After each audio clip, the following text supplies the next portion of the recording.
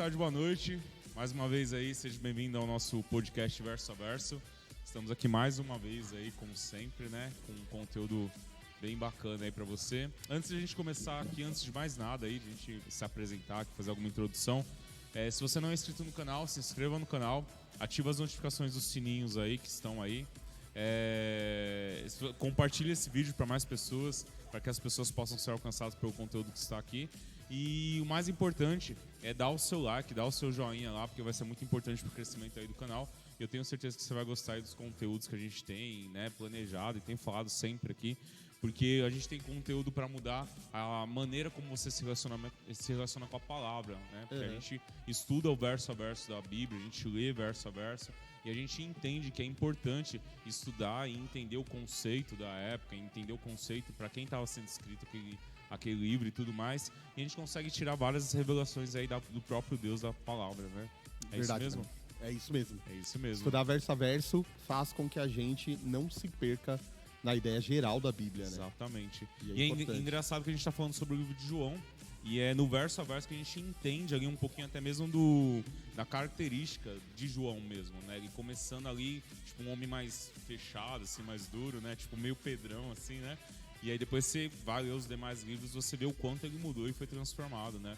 Ao longo da sua caminhada com Cristo. É isso mesmo, né? Isso mesmo. O que a gente falou da outra vez, no outro podcast do verso a verso, foi que João, à medida que andava com Jesus, ele percebia, poxa, ele é manso e humilde. Eu não sou isso. Eu preciso me parecer com ele. E essa proximidade trouxe para João a paz ou a serenidade que ele escreve as cartas dele depois, né? Ele chamando as pessoas de filhinhos, né? Amados. Essa é a forma que ele se relacionava com as outras pessoas a partir do encontro com Jesus, né? Muito legal. Você vê nesse próprio livro que a gente está estudando aqui, ele falando sobre para Deus mandar fogo do céu, né? Pra matar lá os caras que não andavam com ele e tudo mais. E no final lá, acho que em 1º ou 2º João, falando que Deus é amor. E é importante amar uns aos outros, né? Tipo, muito louco isso daí, né? Muito doido. É a evolução de João mesmo. Que legal. Ele passa por um processo como todo ser humano, né? Legal. A gente fez uma introdução do livro de João falando sobre como ele introduzia Deus, né? Jesus Cristo, a apresentação dele como Deus, mesmo como divindade. No último podcast a gente falou sobre isso, né? E agora a gente vai dar continuidade de sequência falando um pouquinho sobre João Batista, que tá no capítulo 1º mesmo, né? Isso. Acredito que a gente foi até o versículo 18, né? E agora a gente vai ler do 19 em diante. Legal. É a parte que já começa falando de João Batista, né? Uau. Lembrando que João, quando ele escrevia sobre os personagens que estão contidos ali no livro dele, ele sempre vai dar ênfase para identidade dessas pessoas, de quem eles eram de fato. Né? E também é importante, antes da gente ler aqui, que João, ele estava em Éfeso e ele escreveu respondendo uma heresia que estava surgindo, que era a heresia de tirar, desvalorizar, ou até, como que eu posso dizer, tirar mesmo o título de Deus de Jesus. Ele não era divino, ele era só um homem incrível. Né? Ele era um profeta de Deus, ele não era o filho de Deus, ele não era Deus. E aí João, ele vai começar o texto falando, né, que ele era o verbo de Deus, né, e ele mesmo era Deus. E aí no verso 19 ele vai falar de João Batista, né, e também focando na identidade dele e também respondendo o reverendo Hernandes Dias Lopes, ele fala que em Éfeso, nesse período aqui, houve uma denominação que beatificou João Batista e que João era o personagem central dessa galera. Até confundo aí com Jesus Cristo, perguntam, né, se ele era o Messias enviado e tudo mais, né? E aí ele vai afirmar quem João Batista era, né? Qual a identidade desse homem no verso 19. Eu achei que era só uma característica do 1º capítulo, mas na verdade o livro inteiro, João trata muito de identidade ali, né? Tipo, é você saber quem você é em Deus, em Cristo, né? E quem é cada um na Bíblia. Ele trata muito sobre identidade, assim, de uma forma bem forte. Ele quer mostrar quem Cristo é. E diante disso, mostrar quem a gente é. Entendi. Então, ele quer mostrar quem Deus é. E diante disso, mostrar quem a gente é. Se Deus é pai, a gente é o quê? A gente é filho. Né? Então, diante da... A gente vai falar um pouco disso para eu não dar spoiler. Mas quando você encontra Jesus, você encontra a sua identidade. Entendi. E a gente vai ver isso daqui em diversos textos de João, até o João 21, onde ele encerra falando sobre identidade acho que até ainda. em Apocalipse, né? Porque quando ele olha, ele fala assim, eis o Cordeiro de Deus, né? Apocalipse é a revelação de Deus Aham. em Cristo Jesus. E justamente para mostrar a beleza e a habilidade de Jesus dentro das características de identidade dele. Ainda em identidade, né? Entendi. Viajando um pouquinho aqui, será que talvez pra ele foi dado a visão de Apocalipse, porque ele entendeu realmente quem é a divindade de Cristo? Também, Talvez. também. Não. E porque, provavelmente, ele tinha acesso aos profetas lá, que falaram antes. Né? Várias pessoas que tiveram revelações do Apocalipse, né? Por exemplo, Daniel foi bem antes. Sim, E verdade. Daniel também tem uma complexidade nas visões dele, Legal. que são maravilhosas. Ezequiel Ezequiel 47, falando sobre Isaías, os rios de águas vivas Verdade, que fluem do verdade. trono de Deus. Verdade. Tudo isso é escatológico. Isaías, né, vendo Jesus voltando, vendo o rosto de Jesus, né, ele não tem beleza nem formosura. Ele não era um cara que estava supondo que o Cristo viria dessa forma. Eu acredito que o Senhor mostrou para ele como era muito Jesus. detalhe, né? É uma riqueza de detalhes. Uma riqueza de detalhes enorme. Era como se ele estivesse descrevendo um fato que ele estava enxergando mesmo. Uau. E essa era a profecia que ele estava, né, mostrando sobre o Cristo ali. É Legal. incrível. Vamos lá, João 19? Vamos lá. Primeiro, João 19, né? João capítulo 1, versículo 19. Desculpa. Esse foi o testemunho de João. Quando os judeus de Jerusalém enviaram sacerdotes e levitas para lhe perguntarem quem ele era, ele confessou e não negou, declarando abertamente: eu não sou o Cristo. Perguntaram-lhe então: quem você é? Elias? Ele disse: não sou. É o profeta? Ele respondeu: não. É o profeta, é o Messias, tá? Então o profeta era aquele que eles estavam aguardando, né? Inclusive alguns falam que era supondo que ele era Cristo em outras palavras. Não era qualquer profeta, era o Cristo. Era o profeta. Finalmente perguntaram: quem é você? Dê-nos uma resposta para que levemos aqueles que nos enviaram. Que diz acerca de si próprio? Respondeu João Batista com essas palavras, com as palavras do profeta Isaías: eu sou a voz do que clama no deserto. Faça um caminho reto perante o Senhor. Essa primeira parte aqui, ela Eu já é acho que dá um incrível. podcast só de João Batista. Só na de João verdade, Batista. né? João era incrível, Caraca, né, mano? Ele é incrível mesmo. O próprio Jesus falou que João foi o homem nascido de mulher que pisou nessa terra, o maior deles. Né? Então ele foi o maior de todos os homens comuns dessa terra aqui. É incrível você pensar que o ministério dele teve 6 meses. No currículo dele não tem nenhum milagre. Não tem milagre de João Batista. Uau. E mesmo assim ele é o maior homem de todos. E é incrível você pensar em Abraão, por exemplo. A gente leu sobre Abraão aqui Sim. essa semana aqui. E a gente viu a grandiosidade desse homem. Quem ele era em Deus. O pai da fé, né? O homem que absorveu a fé e que foi ver, que vai ver muitas promessas se cumprindo, né? E Gálatas, o escritor de Gálatas, Paulo, escrevendo que nós, por causa da fé, somos filhos de Abraão também. Então, Abraão é uma figura impressionante, né? Sim. João Batista era maior do que ele. A gente leu o profeta Elias, mano. Sim. Elias, incrível, pô. O cara sobe num monte, Manda fogo do céu. no Carmelo, desafia 850 profetas Sim. e manda cair fogo do céu, e cai fogo do céu. Ele mata todos os profetas à espada. Incrível, Elias. Manda parar de chover, chove. Para de chover, manda chover. Discipulou, chove de novo. né? Discipulou também. João Que Batista era maior. Uau. Então é incrível que Jesus, ele fala assim, João Batista era maior não pelo que ele fez, Aham. mas por quem ele é. E aí ele fala quem ele é, com um versículo, Males. Você já parou pra pensar que João Batista, ele fala assim: eu sou um versículo. Que versículo você é, irmão? Ele fala assim: eu sou um versículo. Pensar, né? Eu sou uma palavra de Deus se cumprindo. Eu sou a voz do que clama no deserto. Eu não sou Cristo, ele declarou abertamente. Eu não sou Jesus. Eu sei quem eu sou. Quem você é? Eu sou aquela palavra que diz que vai ter uma voz no meio do deserto clamando. Vamos falar um pouquinho dessa figura aí, João Batista? A gente vai começar a falar dele, né? Vamos lá. Primeiro, João, ele não pregou nos grandes polos de movimento em Israel naquele período. Ele decide ir para o deserto, apesar de ser de família sacerdotal. E a gente sabe aqui que toda a aristocracia e a questão financeira do sacerdócio era algo muito importante. Sim.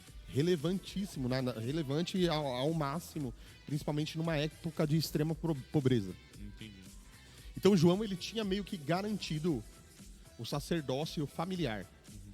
Ele tinha meio que garantido a ideia de que ele ia sair dali e que ele tinha um emprego, ele tinha uma função a ser feita no templo. Ele já tinha um cargo funcionário público já garantido. Garantido, porque era de pai para filho. Entendi. O pai dele, Zacarias, era um sacerdote que prestava o seu serviço ao templo. Entendi. Tanto que a revelação de que João vai nascer foi dentro de uma dessas, do trabalho dele, sacerdotal.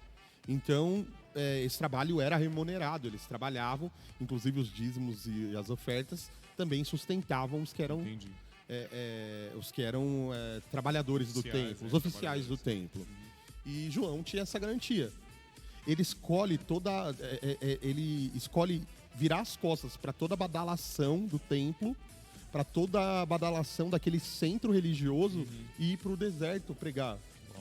E vestir roupa de camelo, cara, e comer mel silvestre com gafanhoto. Nossa. No meio do deserto.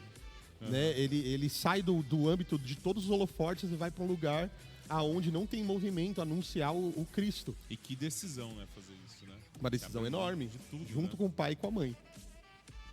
Eles todos vão para o deserto e João começa a exercer o ministério dele no deserto.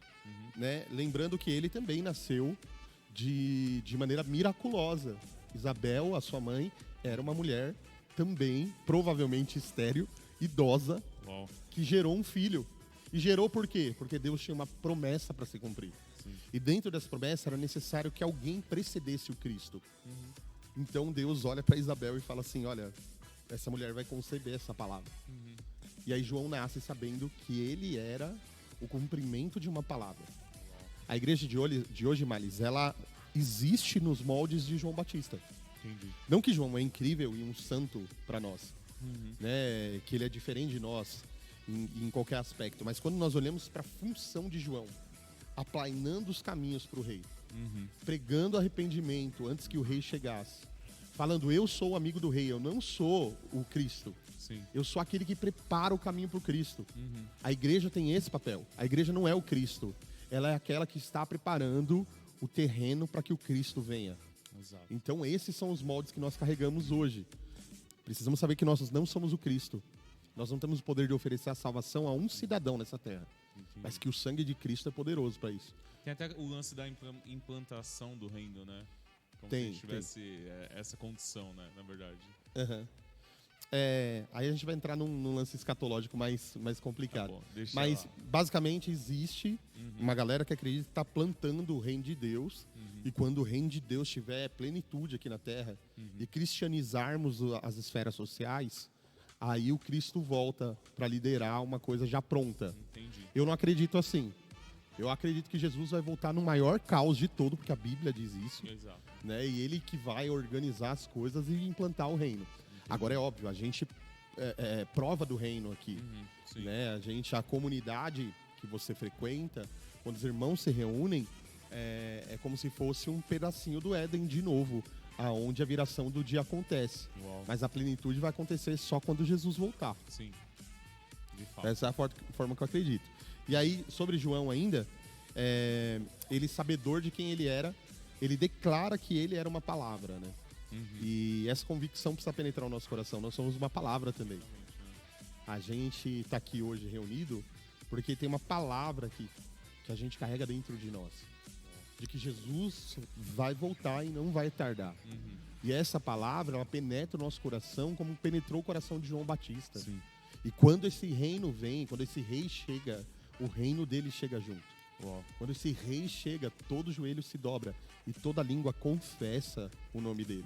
Então qual que é o nosso anúncio? Arrependei-vos porque o reino de Deus está chegando. Jesus está voltando, pô. É o mesmo de João Batista. Sim. Esse é o nosso anúncio. papel, né? Exatamente, Anunciar é o o nosso, evangelho e é o nosso tudo mais. papel. Legal. E o legal do anúncio do evangelho é o seguinte, Maris. O que era um evangelista? Né? Um evangelista, basicamente, ele era aquele que anunciava a vinda de um rei. Então isso era um termo usado na Grécia e ele era como se fosse um mensageiro. Sim. Então antes do rei entrar em determinada cidade, ele mandava um evangelista antes, avisando, ó, o rei de tal cidade, o rei de Roma tá chegando. Entendi. Arrependei-vos. Vocês vão se voltar para ele ou o pau vai quebrar. Que louco. Então esse era o papel do evangelista. Entendi. Aí você acha que alguém que recebia o evangelista, entrando na sua cidade e anunciando isso, ficava feliz? Não, lógico que não. Obviamente que não. Muitos se rendiam. Sim. Mas a grande maioria dos evangelistas morriam cumprindo seu papel de anunciar o rei. Né? E esse é o nosso papel. Esse é o nosso papel nesse momento da história. Uau. Vamos pro próximo verso? Vamos pro próximo verso. Vamos lá. Vamos pro próximo verso.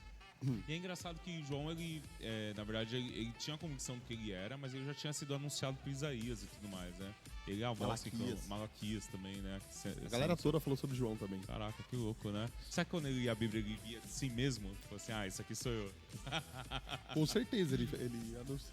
Eu imagino a Isabel e Zacarias ensinando ele, né? Sim. Ó, filho, você vai ser isso aqui. Demais. Que Uma louco, outra né? coisa, né? O primeiro no Novo Testamento batizado no Espírito Santo foi João Batista no ventre da mãe Verdade. dele. Ele foi cheio do Espírito Santo. Uau. Né? Incrível, Que João Batista era o cara, cara. Incrível. João Batista Incrível, era o cara. incrível. Vamos lá? Vamos lá. Alguns fariseus que tinham sido enviados interrogaram, né? Então como você batiza se não é o Cristo, nem Elias, nem profeta? Respondeu João, eu batizo com água, mas entre vocês tem alguém que vocês não conhecem. Ele é mais poderoso do que eu, e eu não sou digno nem de desatar as correias das suas sandálias.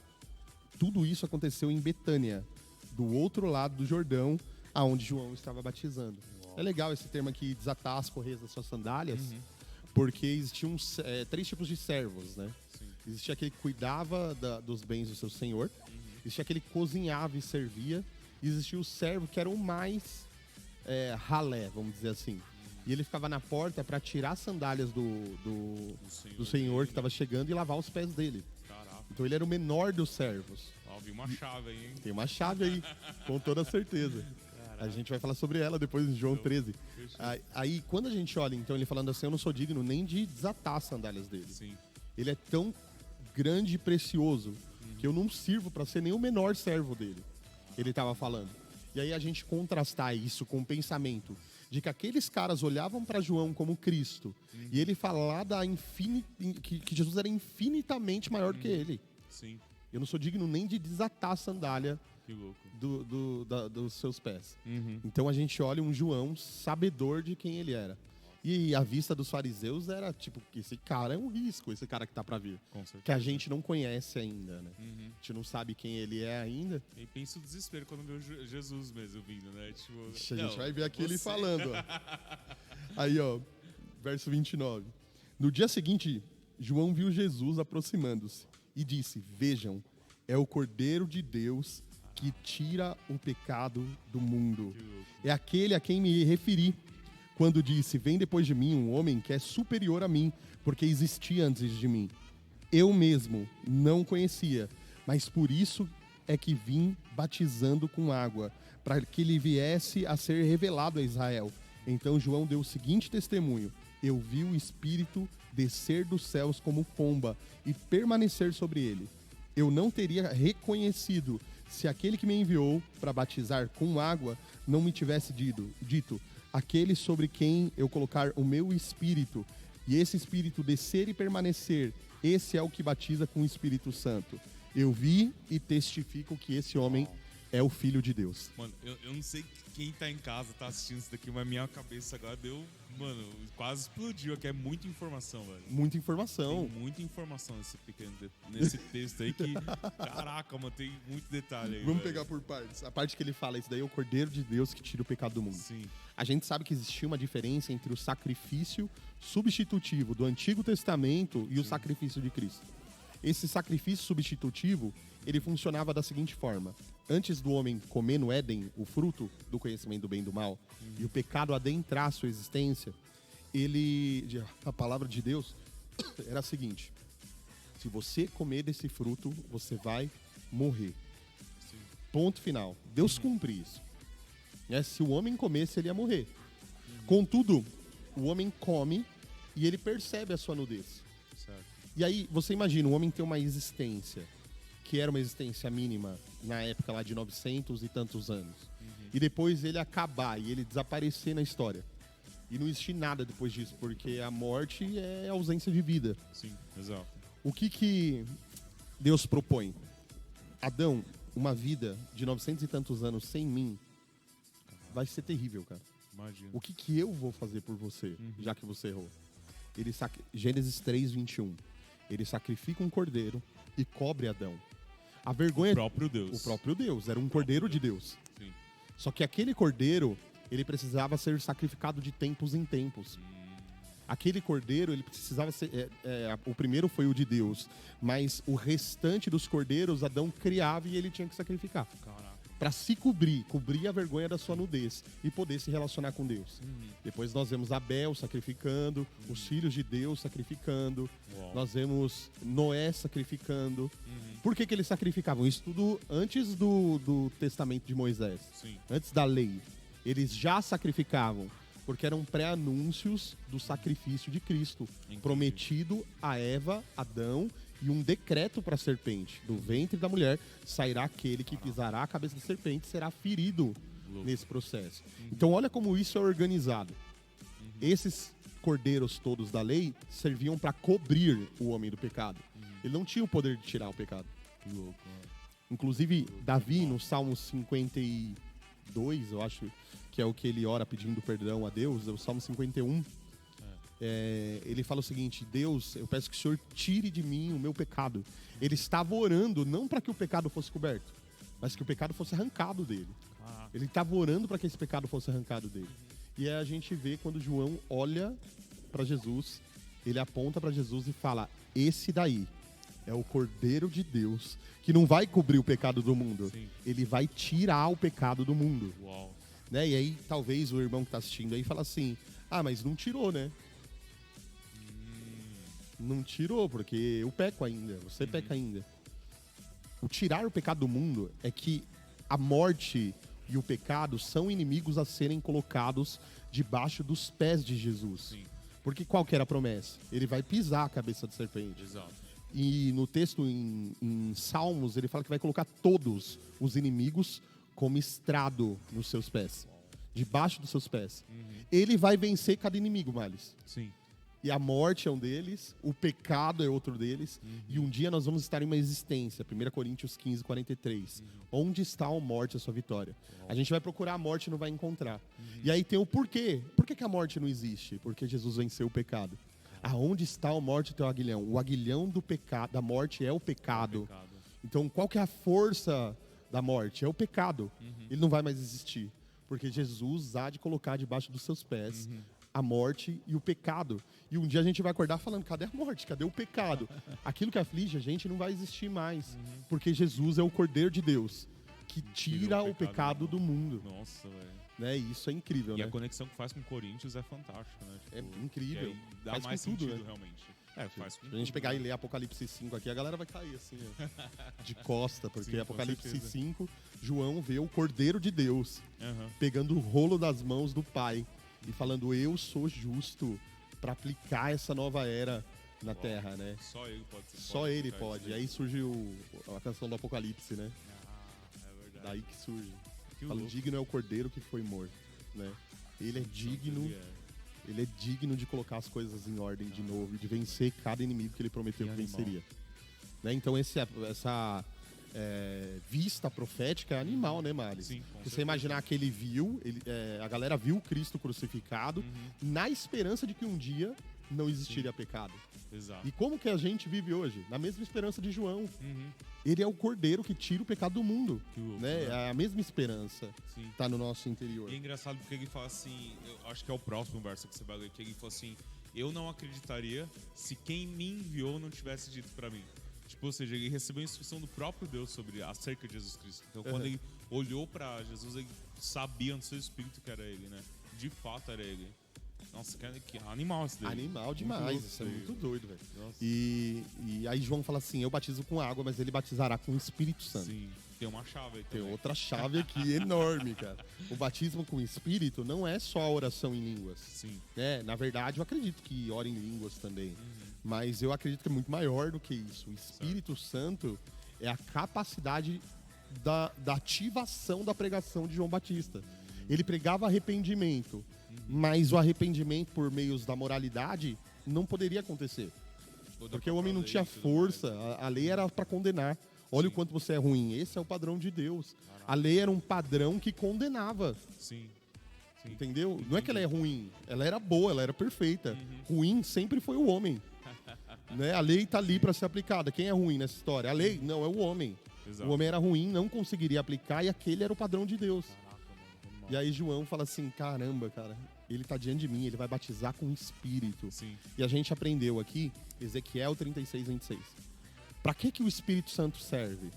Serve para me fazer amar a vontade de Deus. Ezequiel fala assim, eu vou banhar vocês com Espírito novo. Eu vou aspergir água pura sobre vocês. E eu vou tirar de vocês o coração de pedra.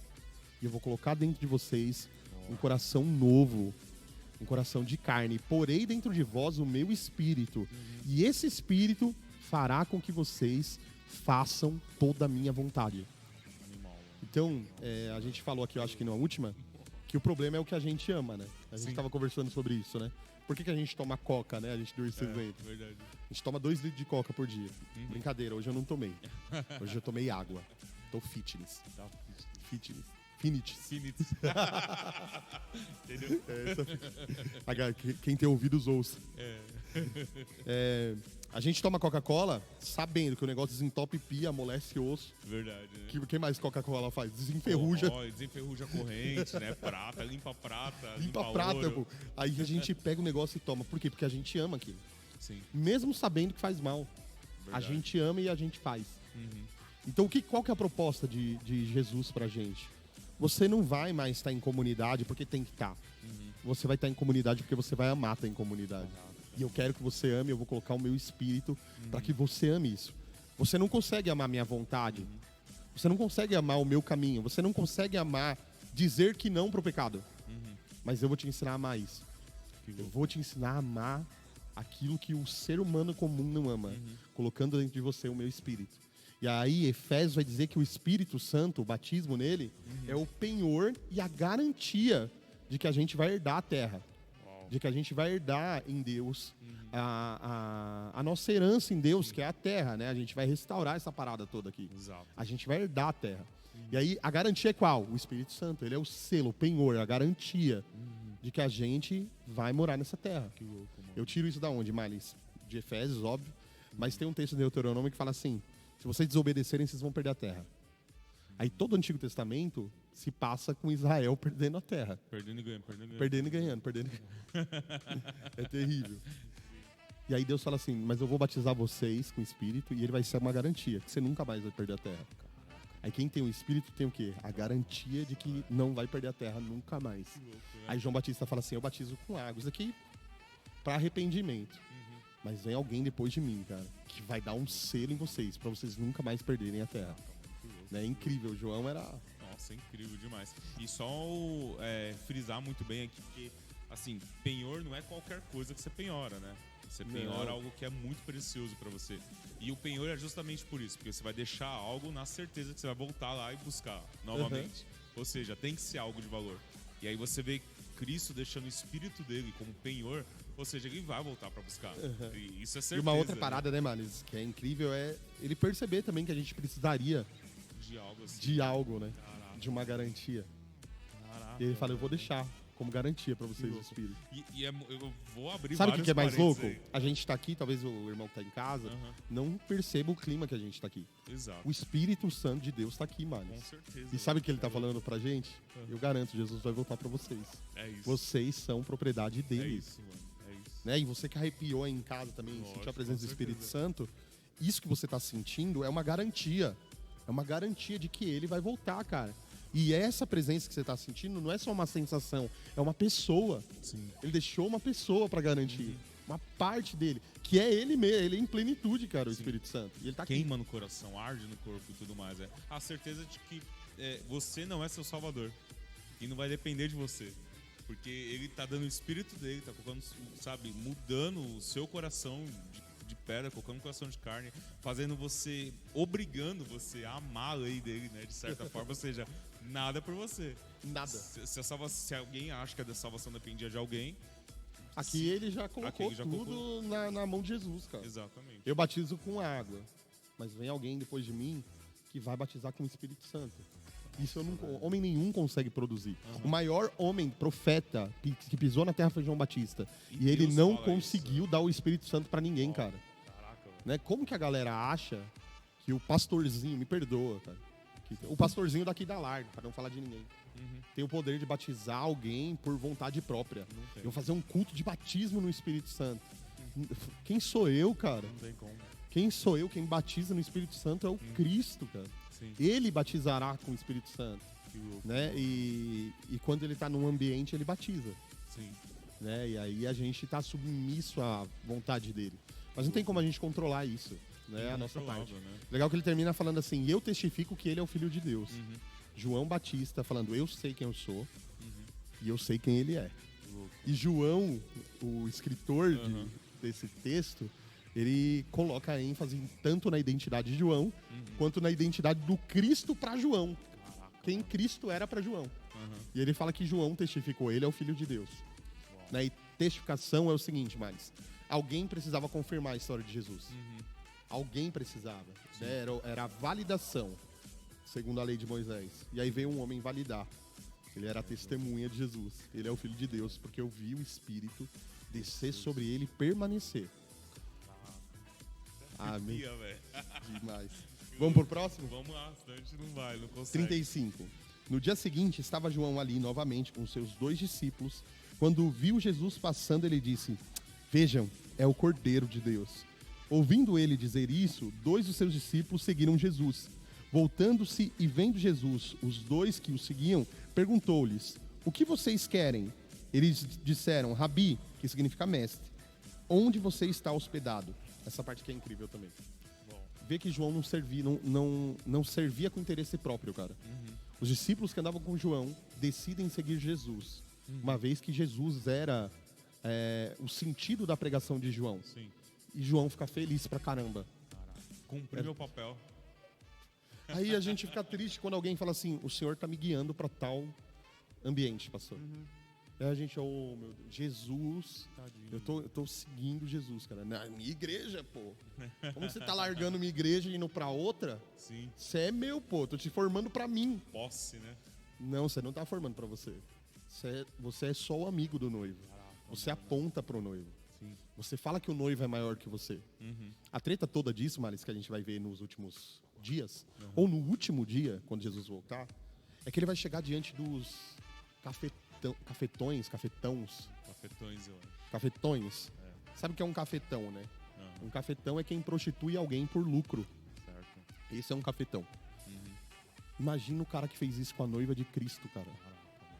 Que pegou a noiva de Cristo e prostituiu ela para obter dinheiro. Que louco, hein? Imagina quando ele voltar para conversar e falar assim: não era sua, era minha. Você não tinha o direito de tratar como sua, porque não era sua. A igreja nunca foi de homem nenhum. Ela é a noiva de Cristo, a gente é só o amigo do noivo. A gente tá aqui só apontando para ele, falando que ele é grande, que ele é bom. A gente não é nada, a gente vai passar. Na história, a gente é um sopro. Ou menos que isso. Né? E que esqueçam. É a eternidade diante da nossa vida, né? Nada. Esqueçam o seu nome. Que esqueçam o seu nome. E lembram da mensagem que está na tua boca. Cristo é o noivo da igreja. A gente não é nada. Aí quando a noiva reconhece o noivo, eles vão ficar felizes, cara. Eles foram seguir Jesus. Aí Jesus olha para eles e eles sabiam que Jesus era Rabi. E aqui Rabi é com R maiúsculo. Então eles estavam dando propriedade para Jesus. Era de novo um desfecho da identidade de Jesus, que João coloca, eles identificando Jesus como Rabi, e eles perguntam: mestre, aonde que você está hospedado? Ou seja, eles chamam Jesus por um relacionamento. Jesus, eu não quero só andar com você, eu quero parar em um lugar com você e descansar com você. Eu quero comer com você, eu quero estar perto de você agora. Você entendeu qual que é a diferença entre um e outro? Obviamente. Né? E é engraçado que Jesus não abriu a boca pra falar nada sobre ele, né? Não. Tipo, ele não falou nada. As pessoas reconheceram eles, né? O testemunho de alguém grande era muito válido. E João de fato era alguém visto por todo Israel como um profeta. E aí ele apontou para Jesus. Tinha em cima dele um peso de responsabilidade. Tinha. Né? Caraca, mano. Vamos lá? Vamos lá. Verso 39. Respondeu ele: venham e verão. Então foram, e por volta das 4 horas da tarde, viram onde estava hospedado e passaram aquele dia com ele. Ai, Jesus, como eu queria passar um dia com o Senhor, assim, né? André, irmão de Simão Pedro, era um dos 2 discípulos que ouviu o que João dissera e que haviam seguido a Jesus. O primeiro que ele encontrou foi Simão, seu irmão. Ele disse: acabamos de encontrar o Cristo, e o levou a Jesus. Jesus olhou para Simão e disse: você é filho de João e será chamado de Cefas, que traduzido é Pedro. Olha que incrível que Jesus fez aqui, mano. Primeiro que aí a galera que não entendeu o chamado de André é que André era discípulo de João Batista e seguiu Jesus, né? E aí ele se torna um discípulo de Jesus. Caraca, que louco. Segundo que ele quem traz Pedro para a igreja. Eu tô falando de André porque meu nome é André, né, pô? Tô puxando uma sardinha pra você, né? E engraçado que foi bem o que você falou, né? Tipo, ele era discípulo de João. E aí, tipo, chegou Jesus e eu falei assim: agora não é mais meu, é de Cristo, né? Tipo, cuida aí, Jesus. E, tipo, na verdade, André foi seguir Jesus e tudo mais, né? E depois o nome de André é contado entre os discípulos de Jesus. E João não tá nem aí, João tá feliz. João tá feliz, ele cumpriu o propósito dele. Caraca, porque por um tempo você pode ser meu discípulo, mano. Mas um dia você vai ser discípulo de Jesus, velho. E a gente vai estar um do lado do outro fazendo a obra, entendeu? Que louco, né? Fazendo a mesma missão. É muito louco, velho. Vamos chegando aí, né, velho? É animal isso, né, velho? Isso é doido. E aí, essa parte aqui, ainda falando de identidade, é muito importante. Porque Jesus encontra um homem que era um pescador. Um homem duro, que a gente vai ver toda a palavra, impulsivo pra caramba. Pedrão, hein? Pedrão. E hoje a gente vê uma necessidade de encontrar a identidade que todo ser humano tem. Ele faz terapia pra encontrar a identidade dele, quem ele é. Ele vai pra igreja pra encontrar quem ele é. Ele faz coaching pra encontrar quem ele é. Verdade. Ele lê livros de autoajuda pra tentar entender quem ele é. Né? A necessidade de entender quem ele é enorme. Só que ele só vai conseguir enxergar quem ele é em Cristo. Quando Pedro chegou diante de Jesus, Jesus revelou a identidade para Pedro. Ou seja, encontrar a sua identidade não é você buscar a identidade em si, como um fim, mas é você buscar Jesus, cara. E ele tem a sua identidade para ser revelada para você. Ele encontra Jesus, perdido na identidade, e imediatamente Jesus já coloca ele na identidade dele. Caraca. O seu nome não é Simão, o seu nome é Pedro, cara. O seu nome é Pedro. E essa parte pra mim é a mais incrível, porque por muito tempo a gente andou desfigurado na nossa identidade. Exato. Né? Até no lance, nos argumentos de discípulo, com textos distorcidos biblicamente, serem meus imitadores, como eu sou de Cristo. Sim. E a gente percebeu uma galera que não tem característica própria, Males. Que imita o seu líder a qualquer custo, como se fosse um padrão para servir a Deus, um padrão da pregação da palavra, um padrão, tem que ser um padrão, porque a ideia do padrão é depois a gente implantar um McDonald's, tá ligado? Eu preciso de pessoas padrão para eu levar esse padrão para outro lugar e esse padrão permanecer, mas a dinâmica de Deus é diferente. A dinâmica de Deus é pessoal, ela não é institucional. Ele tem pro Males o que ele não tem pro André. Você tá indo para Portugal, eu não tenho perdão da palavra, assim, a mínima vontade de sair do Brasil. O Senhor colocou dentro do teu coração sempre uma vontade de nações, velho, de pregar nas nações. Sempre plantou isso no seu coração. E agora você está vivendo isso. Você vai viver isso. Dia 1º de março você está indo embora para Portugal. A gente vai fazer um culto lá no aeroporto. Né? Prepara, a gente vai cantar várias, hein, Mário? Meu Deus do céu. Chorar muito lá. Também vou. E Deus tem para você isso.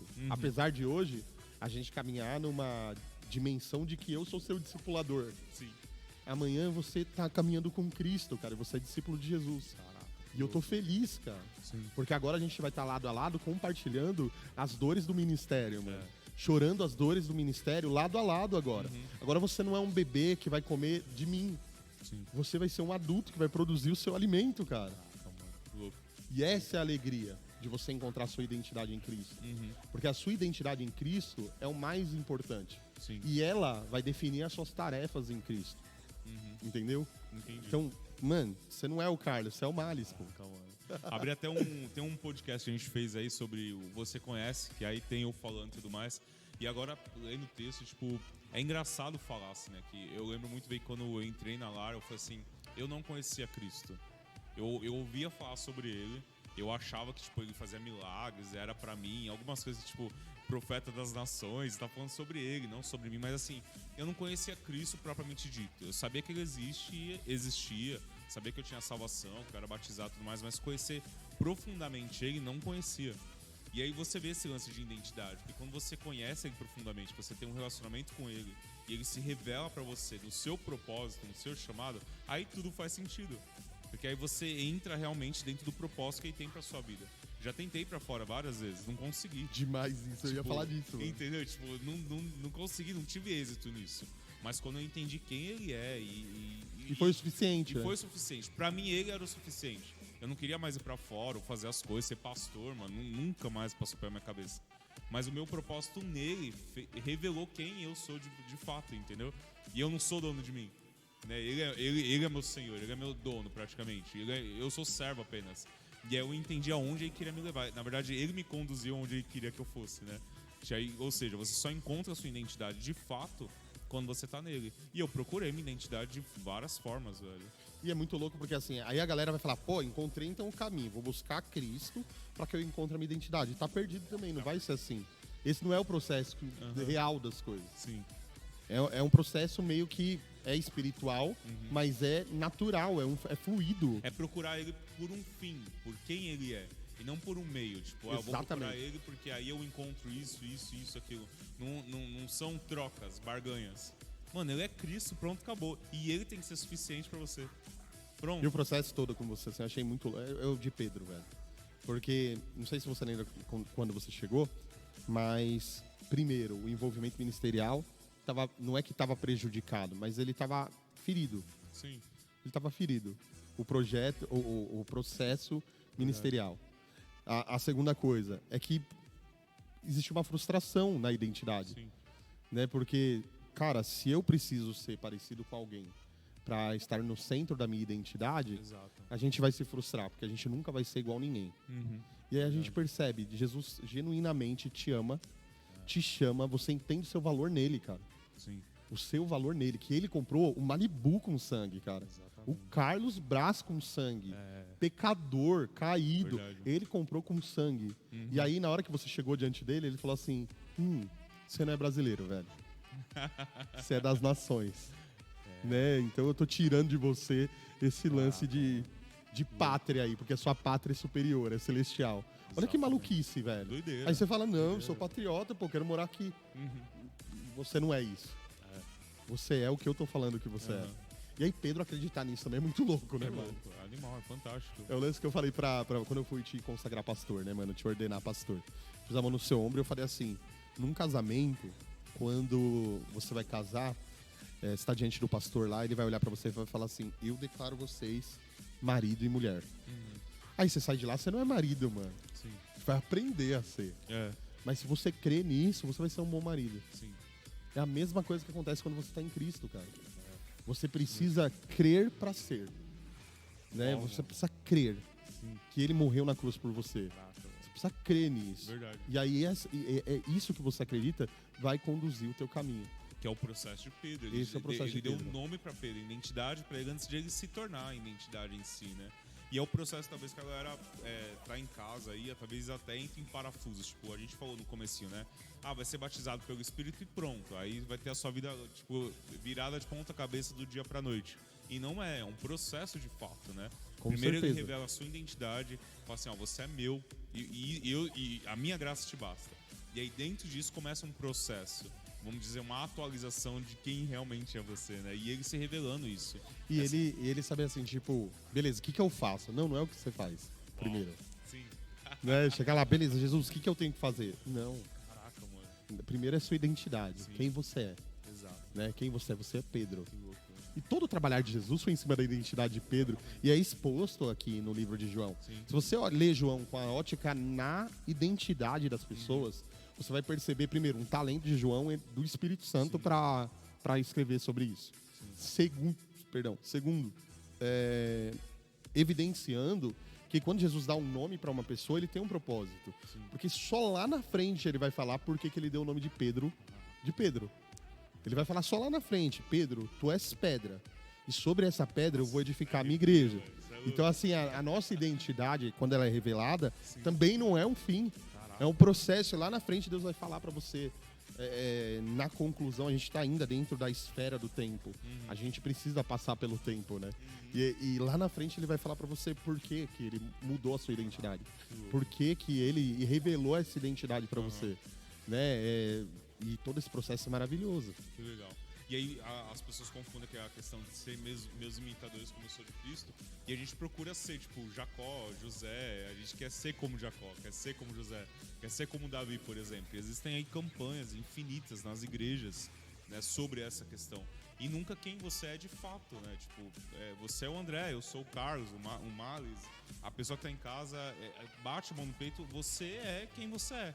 Deus te escolheu, Deus te deu características diferentes. Nem a sua digital, nem a íris do seu olho é igual a de outra pessoa. Então por que você procura uma identidade que não é sua? Procura a sua identidade em Cristo de fato. Você falando aí, a gente tem até alguns insights, né? Tem um porquê. A falta de identidade, ela é um problema, certo? Certo. Quando eu falo, eu tenho pra você uma identidade, me imite. Eu respondo essa demanda. Sim. Então essa demanda que a galera abraça com braços, perna, tudo, porque é uma necessidade que a pessoa tem. Sim. Só que só Cristo pode fazer isso. Só. Né? É só Cristo. Vamos. E isso entra em um monte de âmbito político, religioso, tudo, né? Tem um monte de cara que até é político. As ideologias e tudo Tem um monte mais. de cara que é político, que não era pra ser político. Verdade. É político por quê? Porque alguém mandou. Tem um monte de cara que é pastor de título, mas não é pastor. Entendeu? Porque não é a identidade do cara. Agora é engraçado a gente olhar pra um cara e a gente definir, falar, pô, esse cara é um pastor. Sem ele abrir a boca, pô. Porque aí é uma identidade. Sim. Né? Vamos continuar lendo, Marcos? Vamos. No dia seguinte, Jesus decidiu partir da Galiléia. Quando encontrou Filipe, disse-lhe, siga-me. Filipe, como André e Pedro, era da cidade de Betsaida. Filipe encontrou Natanael e lhe disse, achamos aquele que sob Moisés escreveu na lei e a respeito de quem o profeta também escreveu, é Jesus de Nazaré, filho de José. Perguntou Natanael, Nazaré, pode vir alguma coisa boa de lá? Muito legal, né? Animal. Legal demais, velho. Pode vir alguma coisa boa da Zona Leste? Ou pode ser tipo pra isso mim, daí, né? Portugal, Puta, da Zona Leste mandando gente pra Portugal, né, mano? Nossa, isso é louco. Vão falar, mano. Com certeza Pode vir vão alguma falar. coisa boa de lá da região de São Mateus, velho. Meu Deus. E aí, o verso seguinte fala assim. Filipe responde pra ele, vem e a gente vai ver. Ao ver Natanael aproximando-se, Jesus disse, está aí um verdadeiro israelita de quem não há nenhuma falsidade. Perguntou Natanael, de onde você me conhece? Jesus respondeu, eu te vi quando ainda estava sentado debaixo da figueira antes de Filipe te chamar. Cara, tipo, antes de Filipe te chamar, eu te chamei. Pô. Isso é muito doido, né? Sim. Aí a galera coloca, Malis, muitas vezes a ênfase na instituição. Pô, eu sou muito grato a Felipe, cara, porque Felipe me evangelizou. É óbvio, a gente tem que honrar as pessoas que Deus colocou no nosso Sim. caminho, Exato. né? Mas elas são instrumentos, pô. Uhum. Quem a gente honra mais, quem recebe honra maior é o Cristo. Uhum. Sim. E aí Jesus fala assim, antes de você ser chamado por Felipe, eu te vi lá. Caraca, mano. Entendeu? Sim. Eu conduzo as coisas. Sim. Então, antes da gente pisar dentro de uma igreja, ele viu a gente. Sim. Aliás, o Salmo 139 fala que ele viu quando a gente era uma massa informe no ventre da nossa mãe. Que louco, E né? ele escreveu todos os nossos dias e predeterminou eles. Sim. Quem é o homem para falar que fez alguma coisa por nós, cara? No aspecto de cobrança. Sim. Porque hoje a igreja, tipo, todo mundo que troca de igreja é ingrato. Sim. Ai, é ingrato. Por quê? É É verdade. ingrato. Ai, porque deve a vida, aprendeu tudo que aprendeu. Ele escreveu todos os meus dias e predeterminou eles. Posso eu infringir o que está escrito, cara, Obviamente que não. de Deus pra mim? Não. Né? Então eu sigo minha vida, você segue a sua. E esse é o caminho de todos, né? E aí, Isso, até a gente mesmo, a gente conversou uma vez sobre isso, né? A gente fala assim, a gente saiu do ministério anterior e aí rola aquele sentimento como se fosse ingratidão, né, das pessoas, né? Não, são ingratos e tudo mais. E até da gente mesmo. A gente, tipo, fala mal, não da igreja em si, não da instituição em si, mas do movimento que é gerado no Brasil hoje. Não só lá, mas em várias igrejas, várias denominações. Isso tira coisas boas que a gente aprendeu lá? Não tira. Foi um processo, foi um aprendizado. Ou seja, Deus nos levou até lá. Foi o primeiro contato. E exatamente o que está escrito aí, né? Ele nos conduziu dessa forma. Para levar para outras coisas, talvez, maiores. Mas quando a gente chegou diante dele, ele falou assim, agora vocês vão me conhecer, cara. Exatamente. Mas eu vi vocês lá. Eu vi vocês lá. Eu vi. Eu coloquei vocês lá. Eu coloquei vocês lá. Eu tenho controle sobre tudo. Caraca, velho. Né? Isso é muito louco. Sim. E aí ele falou, então Natanael declarou, mestre, tu és o filho de Deus, és rei em Israel. Jesus disse, você crê porque eu disse que eu te vi debaixo da figueira, você verá coisas maiores do que essa. E então acrescentou, digo a verdade, vocês verão o céu aberto e os anjos de Deus subindo e descendo sobre o Filho do Homem. Ele estava falando sobre a visão de Jacó, né? Sim. Tava falando assim, ó, vocês vão ver coisas que vocês só leram na palavra.